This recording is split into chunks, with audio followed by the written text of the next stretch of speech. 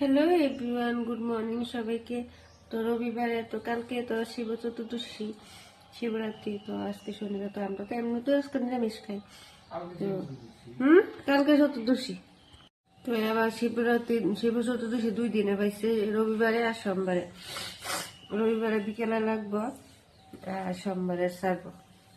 তো এখন স্যান্ডেল গায়ে বসছি। আজকে ভোরবেলা সবাইকে হয়েছি না, মানে কালকে সব দুই এটা রেখে এসছিল। ঘুম মানে ঘুমই ভাঙছে না সকালবেলা। পিছনে দেখো আমার মা। তো আজকে কি কি রান্না করতেছে তোমরা তো দেখাইতেছে। এদিকে দেখো পালং শাক একটা ধুয়ে লাইছি, এদিকে আলু আর বেগুন। এই আলু আর বেগুন বাজা করে পালং শাকের মধ্যে দিন। এদিকে কাঁচা কলা দিয়া আলু দিয়ে ঝোল রান্না করছি, বুয়া দিছি তরকারি আগুই। এদিকে ভাত বসাই দিছি। এদিকে দেখো গরম মশলা এনে দিছি, কাঁচা কলার তরকারি দিতাম বলে।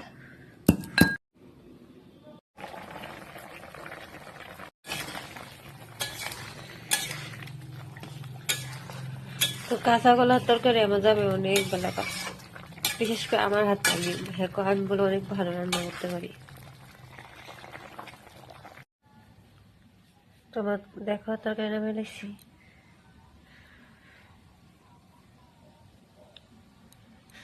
মাথা দিম শাক বামু, শাকে লেসুক নামে দিছে দিকে একবার বসাই দিম, কারণ দেরি হয়ে যাবো পরে দিয়ে দিকে।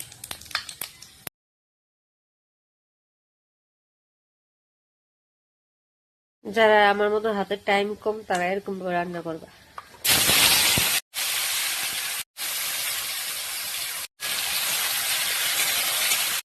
কারণ টাইম কম করতে গেলে আগুন সময় তো আগে আলু আর বেগুন দিয়ে আগে ভাজলাম, তারপরে 5-15 সোমবারে শাক দিলাম, লেফা দিলাম। আমি তো এমন তো না, আগে একবারে গোয়া দিচ্ছি, একবারে সোমবার দিয়ে গোয়া দিচ্ছি। ভাজাভাজি একবার হইতে ছাড়া রান্না একবার হইতে ছাড়া তাড়াতাড়ি লিখে যায়। কিন্তু এমন না খাইতে পারলো, খাইতে অনেক ভালো লাগে। অন্য সময় রান্না করি আলু বেগুন আগে বাজিয়া থুইয়া এখন সোমবার দিই, কিন্তু আজকে একবার গোয়া দিচ্ছে, শাক দিলাম করছে, কারণ অনেক বেশি দেরি হয়েছে এমনি আসতে। দেখো লাল লাল করে বাজা হয়েছে নি। এখন দেখো পালং শাক হইতে লবণ আর হলুদ আগে দিয়ে রাখছে, ওইগুলা দিয়ে দিই।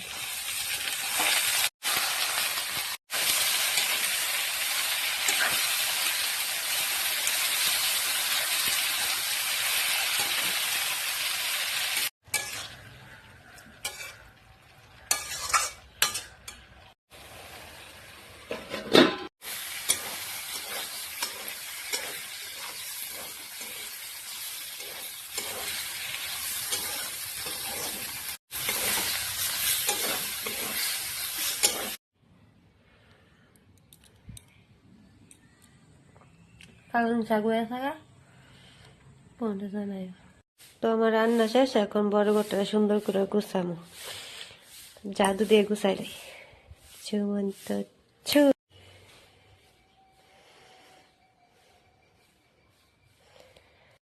আজকে এই পর্যন্ত এই ভিডিওটা ভালো লাগলো লাইক কমেন্ট করো। এন্ড কালকে শিবরাত্রি থেকে সবাইকে অনেক অনেক শুভেচ্ছা জানাই। এন্ড সবাই ভালো থেকে সুস্থ থাকেন, দেখা হবে নেক্সট ভিডিওতে। টাটা।